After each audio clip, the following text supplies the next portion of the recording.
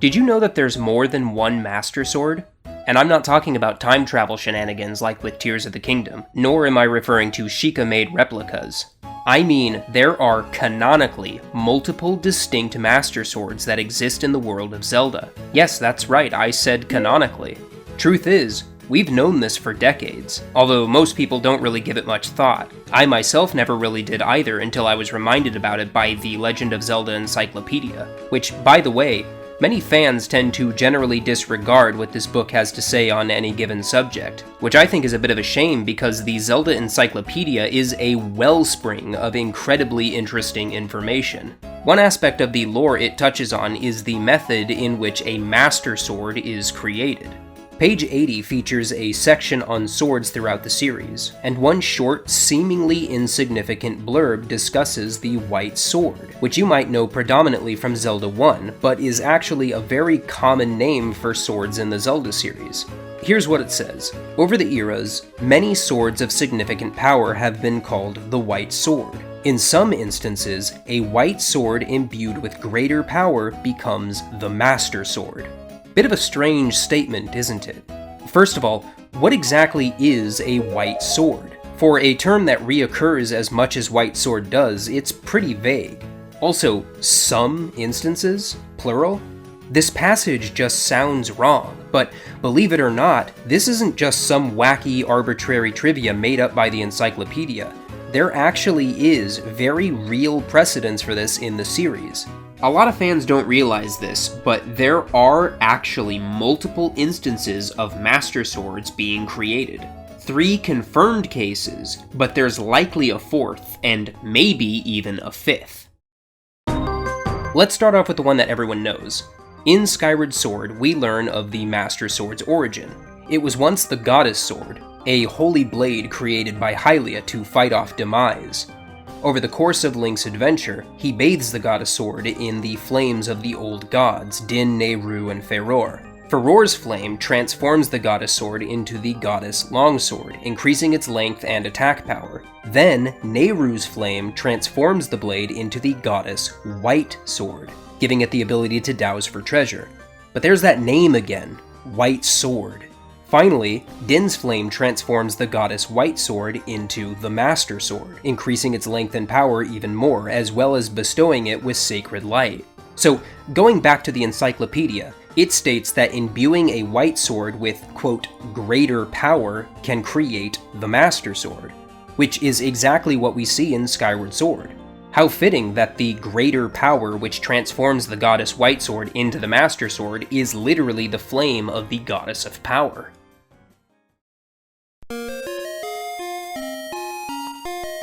The lesser-known instance of a Master Sword being created comes from linking Oracle of Ages and Seasons. For those that aren't aware, these games are meant to be played in conjunction. When you beat one game, you unlock a password that can be inputted at the start of the next game, allowing you to carry over and continue your story. There are other passwords as well, and by exchanging these passwords between certain characters in Holodrum and Labrina, Link can obtain the Master Sword. For example, let's say we beat Oracle of Seasons and want to start a linked playthrough with Oracle of Ages. This old lady in Labrina will give you a password that you can take to a hidden old man in Holodrum. And if you already possess the Noble Sword and manage to pass his test of skill, he will imbue it with more power, transforming it into the Master Sword. Here's the thing. The sword he upgrades may be called the Noble Sword in the localization, but in the original Japanese version of Oracle of Ages and Seasons, this sword is named, you guessed it, the White Sword. As a side note, I'd like to mention that one of the methods for obtaining the Master Sword in these games will involve drawing it from a pedestal. And interestingly, while in the pedestal, it's depicted as having a basket hilt like a rapier or cutlass, obviously as a reference to the White Sword's design in the title screen of Zelda 1. This isn't important to the topic, I just really like that this is the canonical design of one of the Master Swords. God, that feels weird to say, right? One of the Master Swords? This whole thing seems strange to me. These are 2 entirely different, unambiguous instances of the Master Sword's creation in this series, and nobody talks about it. two totally different Ganon-slaying blades sharing the name Master Sword, both created by imbuing a white sword with greater power. For a fanbase as ravenous for lore as the Zelda series has, you'd think this would be a bigger talking point. And we're not even done yet, because we also learn a password in Oracle of Seasons, which we can use if we open Oracle of Ages back up, in which case Furore, the Oracle of Secrets, will upgrade our Librinian white sword into a Master Sword. Meaning, we can actually obtain two different Master Swords within the continuity of one linked playthrough, bringing the total canonical number of Master Swords up to 3. So, now that we've firmly established this whole white sword to Master Sword conversion process, let's apply it to another sword in the series and see how it holds up. Minish Cap tells the story of the Four Swords origin. It was once the Picori Blade, a magical sword created by the Minish and bestowed onto the hero of men in Hyrule's time of need. But when the evil mage Vati broke it in two, Link brought it to a Minish blacksmith named Malari, who reforged the broken blade into the White Sword. I find this particularly interesting, because the developers of the game very well could have just had him reforge it back into the Picori Blade, but they didn't. They chose to call it the White Sword. And then after infusing the White Sword with the power of 4 elemental crystals, it transforms into the Four Sword. Now, despite the Four Sword not sharing the name of the Master Sword, it is shown in Four Sword's adventures to possess the power to repel evil. And it gets that power from the Force. No, not that Force, this Force, known as the Light Force in the English translations. The Force refers to life force energy. And what's interesting about life force energy is that it isn't some intangible concept. In the world of Zelda, life force is an actual physical substance which can be concentrated and crystallized, which is what force gems are, as well as the sands of time. And the Four Sword consumes force gems to fuel its evil repelling powers. The reason I bring this up is because the Master Sword is also said to house the power of the Force. With all of this taken into account, it seems clear that these two swords are in some way categorically the same. So, when considering the words of the encyclopedia, is it perhaps appropriate to classify the Four Sword as a Master Sword?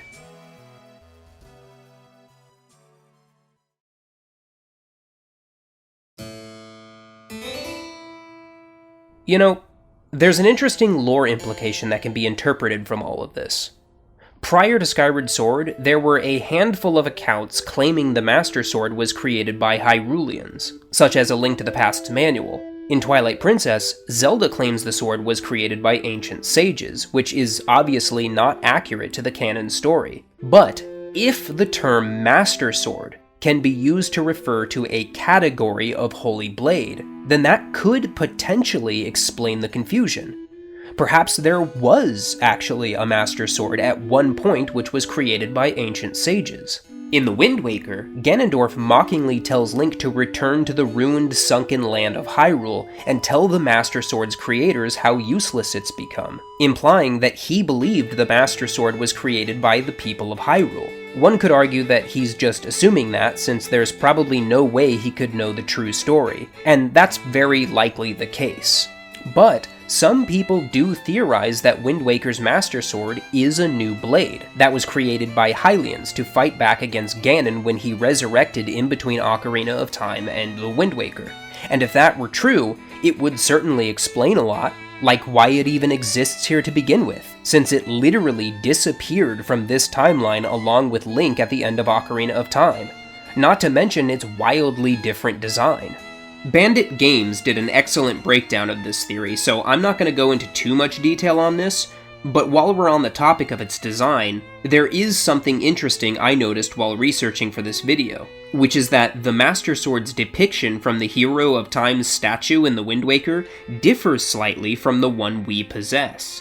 If we examine the Hero of Wind's sword, we'll see that the pommel has a very distinct geometric shape with 2 protrusions. But the Master Sword in the statue has a much more simple, diamond-shaped pommel closer to its Ocarina of Time counterpart. At first, I chalked this up to the statue's sword just being a low LOD model for the sake of performance. But the more I thought about it, the less sense that made to me. Surely they could have just given the statue a trapezoid-shaped pommel, and not only would that have used roughly the same amount of vertices, it also would have looked more accurate. Also, neither the statue's sword nor the opening cutscene sword feature the Wind Waker's distinct outwardly curving crossguard, although that very likely is due to a low LOD in the case of the statue and a minimalist art style in the case of the opening cutscene. I just thought it was worth mentioning.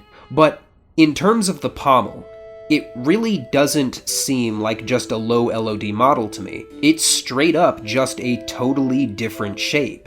To be fair, I'm not a 3D artist, so perhaps I'm missing something here, but as far as I can tell, Wind Waker itself seems to openly acknowledge that its version of the Master Sword looks different than the Hero of Time's.